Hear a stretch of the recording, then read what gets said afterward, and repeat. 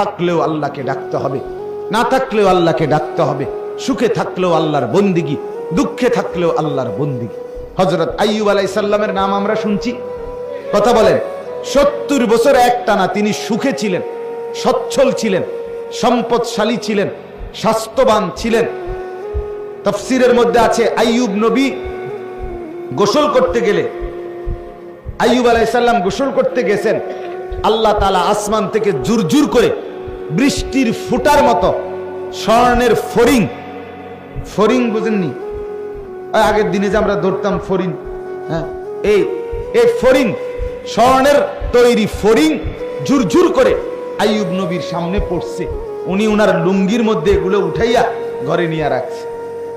আল্লাহ তাআলা বলছে, আইয়ুব, এতগুলো স্বর্ণের টুকরো ফড়িং ফেললাম, সবই উড়াইয়া নিলাগা, সবই তোমার, এতটি দরকার তোমার? আইয়ুব আলাইহিস সালাম বলছেন, মুনিব, আপনি দিচ্ছেন, আপনার গোলাম নিচ্ছে, আপনি বলেন শুকর আদায় করেছি কিনা সেটা বলেন। আপনার শুকর তো আদায় করি মাওলা, শুকর তো আদায় করছি। 70 বছর পরে আল্লাহ আইয়ুব নবীর সবরের পরীক্ষা নিছে, যে সুখে তো রাখলাম 70 বছর, এবার একটু সবর ধৈর্যের পরীক্ষা নেই। এবার 12 বছর কিংবা 18 বছর একটানা রোগে ফালায়া রাখছে। আজ আর মাল নাই, আজ আর রাজত্ব নাই, আজ আর সম্পদ নাই, স্বর্ণ নাই, স্ত্রীরা নাই, সন্তানাদিরা নাই, জনবল নাই, কিচ্ছু নাই, রোগে আক্রান্ত। 18 বছর কিংবা 12 বছর পরে যখন সুস্থ হইছে, তো আইয়ুব নবী এরপরে আল্লাহকে জিজ্ঞেস করছে, মাওলা, আমারে যে আপনি 12 বছর বা 18 বছর এই কষ্টে ফেলে রাখলেন, আপনি কি মজাটা পাইছেন? কুদ্দুর পৌঁছে বুঝেন নাই? আইয়ুব, আমি নিজে পড়ছি কিতাবে, আইয়ুব নবী বলছে, আল্লাহ আপনার লাভটা কি হয়েছে সেটা কুদ্দুর, আমার যা হয়েছে হয়েছে, আমি পচ্চা টচ্চা শেষ, কিন্তু আপনার কি হয়েছে? রব্বুল আলামিন বলে, আইয়ুব, 70 বছর যখন আমি তোমাকে সুখে রাখছিলাম, তখনও আমি দেখছি তুমি আমার শুকর আদায় করছো, আমারে ডাকছো 100 আমি তোমার উপরে নারাজ না, কিন্তু আমি চাইছিলাম সবরের হালাতে, মুসিবতের হালাতে তুমি আমাকে ডাকো কিনা, আমি এটা দেখতে চাইছিলাম। এই জন্য 12 বছর তোমাকে রোগে ফেলে রাখছি, বা 18 বছর তোমাকে রোগে ফেলে রাখছি, তো দেখছি 18 বছর যন্ত্রণার ভিতরেও সবর করেও তুমি ঠিকই আমাকে ডাকছো। তবে এবার শোনো আমার লাভ, আইয়ুব, 70 বছর সুখে থাকতে তুমি আমাকে যেমন ডাকছো, আল্লাহর কসম, আল্লাহ বলে, আমার জাতের কসম, আইয়ুব, 18 বছর বেদনায়, যন্ত্রণায় আর রোগে আক্রান্ত হয়ে আমারে যেই ডাকছো, আমি আল্লাহ 70 বছরের সুখের ডাকের চাইতে 12 বছরের কষ্টের ডাকে মজা পাইছি বেশি। আমি আল্লাহ স্বাদ পেয়েছি। বেদনার এক এক ডাক আমার আরশে আজিম পর্যন্ত পৌঁছে গেছে। তখন তোমার কলিজা ছেঁড়া ডাক, ব্যথা ভরা ডাক। হ্যাঁ, আমার 2 মাস, আমার এই পাও ভাঙ্গে গেছিল একবার মোটরসাইকেল অ্যাক্সিডেন্টে, একবার ভাঙ্গে গেছিল এই হাড্ডি। আমি 2 মাস বিছানায় ছিলাম। 2 মাস আমারে হসপিটাল থেকে আইনা ঠিক যে জায়গায় বসাইছে বাসায়, এই এক জায়গাতেই আমি 2 মাস ছিলাম। এখান থেকে আর নড়িও নাই, চড়িও না, পেশাব পায়খানা নামাজ সবকিছু এখানে, খানা টানা সবই এখানে, কবরের মতো এখানে, ঠিক যেন কবরে আইনা বসে, একদূর জায়গায় যেখানে বসে। এই 2টা মাস আমার মনে আছে, তখনও তো আমি মালিককে রাত্রে ডাকছি, দিনে ডাকছি, এর আগে পিছেও তো মালিকরে কত ডাকছি, কিন্তু ওই সময় যে আমার পাও ভাঙ্গা, আমি সেজদা দিতে পারি নাই, মানে ঝুঁকে ঝুঁকে ইশারায় সেজদা দিয়ে দিয়ে নামাজ পড়ছি, রুকু সেজদা, কত কান্না কাঁদছি মালিকের কাছে, শুধু এক কথা বলে যে আল্লাহ, আমি বেশি দোয়া করছিলাম, মালিক, আমি আবার এই কপাল দিয়ে সেজদা দিতে চাই, আমি সেজদার তৌফিক যেন বঞ্চিত না হই। যেদিন আমি আপনার প্রথম এরপরে সেজদা দাঁড়াইয়া কপাল দিয়া দিতে পারছি, 3 মাস 3.5 মাস পরে, তখন আমি সেজদা দিয়েই সালাম ফিরাইয়াই নামাজের, আমার বিবি বাসায় ফোন করে বলছি, একবারে চিৎকার করে জোর আওয়াজে, যে আমি আজকে সেজদা দিতে পারছি, আলহামদুলিল্লাহ। মানে আমার খুশি লাগছে গোটা দুনিয়া জুড়ে। চাহায় আমি আমার মালিকের সেজদা দিতে পারি। তাহলে আমার বন্ধু, আল্লাহকে ডাকার মধ্যে সুখ বেশি, মজা বেশি। সুখে আছো, দুঃখে আছো, দুনিয়া ভোগ করে তুমি দুনিয়াতেই থাকতে পারতা না। আল্লাহকে নারাজ করলেও যেতে হবে, আল্লাহকে রাজি করলেও যেতে হবে, কোনো সন্দেহ নাই ভাই।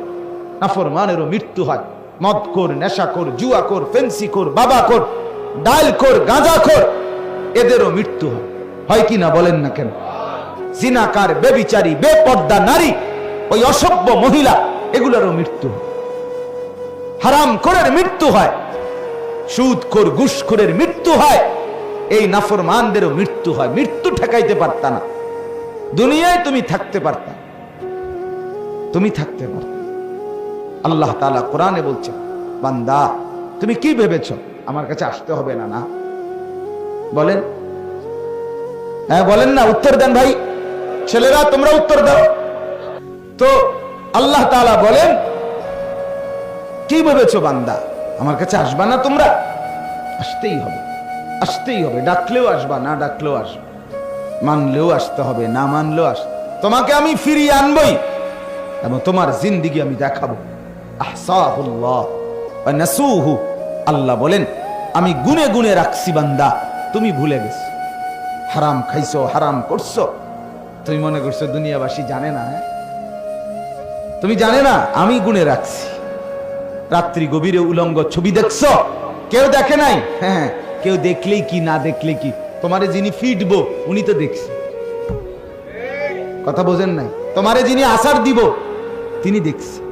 তোমারে যিনি জাহান্নামের আগুনের মধ্যে তালফাহু ওয়ুজুহাহুমুন নার ওয়া হুম ফিহা কালিহুন, কোরআনে আছে, আল্লাহ বলে বান্দা জাহান্নামের আগুন দুনিয়ার মাছ যেভাবে উত্তপ্ত তেলের মধ্যে কড়াইয়া একদিকে চাপ দিয়া ধরে তেলাপিয়া মাছ, এক পিঠে চাপ দিয়া ভালো করে ভাজি হইলে আরেক পিঠ উল্টাই আবার আরেক পিঠে চাপ দেয়। কোরআনে আছে, আল্লাহ বলে নাফরমানের চেহারা এক গাল জাহান্নামের আগুনে ফেরেশতা চাপ দিয়া ধরবে, এটা যখন ভীষণ ভাবে জ্বলবে তো এবার আরেক গাল চাপ দিয়া ধইরা এটাও ভীষণ ভাবে জ্বলবে। এটা কোরআনের আয়াত। তালফাহু ওয়ুজুহাহুমুন নার, চেহারাগুলোকে জাহান্নামের আগুনের মধ্যে এভাবে চাপ দিয়ে দিয়ে ঝলসানো হয়। অহুম ফিহা কালিহুন, আল্লাহ বলেন তখন তার চেহারা অত্যন্ত কুৎসিত, জঘন্য আকৃতি ধারণ করে। আলাম তাকুন আয়াতি তুতলা আলাইকুম, আর আল্লাহর পক্ষ থেকে বলবে বান্দা আমার কোরআন, আমার আয়াত, আমার হুকুম, আমার বিধান কি তোমার কাছে বলা হয় নাই? বলা হয় নাই? ফাকুনতুম বিহা তুকাদ্দিবুন, তুমি তো বারবার মিথ্যা মনে করছো। হ্যাঁ, তুমি মনে করছো হুজুর রেডি কয় আর, হুজুর রেডি কয় আর, এটা হইতো না, এটা হইতো না মনে করো, কিন্তু তুমি তো বাঁচতা না, তো কি লাভ হইলো? আমি প্রায় বলি পৃথিবী যদি আরো আধুনিক হয়, মনে করেন একেবারে পৃথিবী যদি অত্যাধুনিক হইয়া সব মানুষ আগামী 100 বছর পরে 200 বছর পরে চাঁদের দেশে জায়গা, মঙ্গল গ্রহে চলে গেছে পৃথিবীর সব মানুষ, তো হইলে গেছে গা আর কি, তুমি তো নাই। কথা বলেন, আমি মরে যাব কিনা বলেন না, আপনি মরবেন কিনা বলেন না, তো আমনে মরে গেলে পৃথিবী চাঁদের দেশে গেলে কি আর মঙ্গল গ্রহে গেলে কি, আমি তো নাই। কিরে ভাই এটা বোঝো তো, আমি না থাকলে আরেকজনে ঠ্যাঙ্গালগি দিলে কি, ঠ্যাং নামাইয়া রাখলে কি, দুনিয়া তো ভোগ করার সুযোগ নাই। এটা তো বলার সুযোগ নাই যে আমি যতক্ষণ ইচ্ছা দুনিয়ায় থাকবো। এখনো না মাতবরি করতে আরো যে আমার যতক্ষণ মন চায় আমি মাতবরি অহংকারী যৌবনের বড়াই দেখাবো, কিন্তু এটা তো বলতে একটা না যে আমি যতক্ষণ ইচ্ছা দুনিয়ায় থাকবো। চাই কার বাপের ক্ষমতা আছে আমার এনতে নেই, এমন শক্তি আছে কারো আমার? তাইলে ভাইয়া বড়াই করছো কেন, অহংকার করছো কেন? সামান্য সুস্থতা আল্লাহর দান, যৌবন আল্লাহর দান, স্বাস্থ্য শক্তি আল্লাহর দান। তুমি দেখো না ভাইয়া, কখনো কোনো দিন সামান্য পেটে অসুখ হইলে, পাতলা পায়খানা হইলে 5 বার 6 বার 1 ঘন্টায়, তো তোমার মতো শক্ত সামর্থ্য যুবক যে গোটা দুনিয়া দৌড়াইয়া বেড়াও, তুমি সোজা হয়ে যাও বিছানায়, তো তুমি বুঝো না তুমি কত অক্ষম? তোমার কি হাত খুলে গেছে, না পাও খুলে গেছে, পায়খানা না বাইরেছে? পায়খানার কাছে তুমি কত অসহায়। পায়খানা বাইরে হইলে তোমার 5-6 বার তুমি শুয়ালাও, দুর্বল হয়ে যাও। তুমি মাতবরি দেখাও, অহংকার দেখাও কিভাবে বেটা? এক বুজুর্গের কথা শুনেন, কিতাবে আমরা পড়ছি। এক আল্লাহওয়ালা ব্যক্তি যাচ্ছিলেন, তো উনার সামনে এক যুবক খুব অহংকার করে হাঁটতেছিল। তো উনি বললেন, যুবক, জমিনে অহংকার করে হাঁটো না, বিনয়ের সাথে হাঁটো। তো ওই যুবক উনাকে ধমক দিছে, এই মিয়া, চেনেন আপনি আমি কে? আমা তা'লাম, আপনি জানেন? আতারিফুনি মান আনা, আপনি চেনেন আমাকে, আমি কে? কথা বললেন। তখন ওই আল্লাহওয়ালা ওনার এই যুবককে বলছে, হ্যাঁ যুবক, আমি চিনি তোকে, আমি চিনি বেটা তোকে, তুই শোন আমার কাছে, তুই কে? তো বলছে, বলেন আপনি। বলছে, তুই হলি প্রথম তুই হলি এক ফোঁটা নাপাক দুর্গন্ধময় বীর্য। এরপরে তুই হইলি কিছুদিন পরে একটা পচা দুর্গন্ধযুক্ত একটা মরা লাশ। আর মাঝখানে এখন তোর পেটের মধ্যে আছে কিছু পায়খানা। এই হলি তুই। তোর শুরুটাও ছিল নাপাক, এখনো তোর পেটে আছে নাপাক। তুই অচিরেই একটা পচা দুর্গন্ধযুক্ত লাশ হয়ে পড়ে থাকবি। এই হলো তোর পরিচয়। কিতাবে লিখছে, যুবক তখন মাথা নোয়ায়, হায়, সে তো আমার আত্মপরিচয় বলে দিল। অহংকার কিসের ভাইয়া? আলাইসা ফি জাহান্নামা মাসওয়াল লিল মুতাকাব্বিরিন, আল্লাহ তাআলা বলেন, জাহান্নাম অহংকারীদের নিকৃষ্ট ঠিকানা। প্রত্যেকটা গুনাহ অহংকার।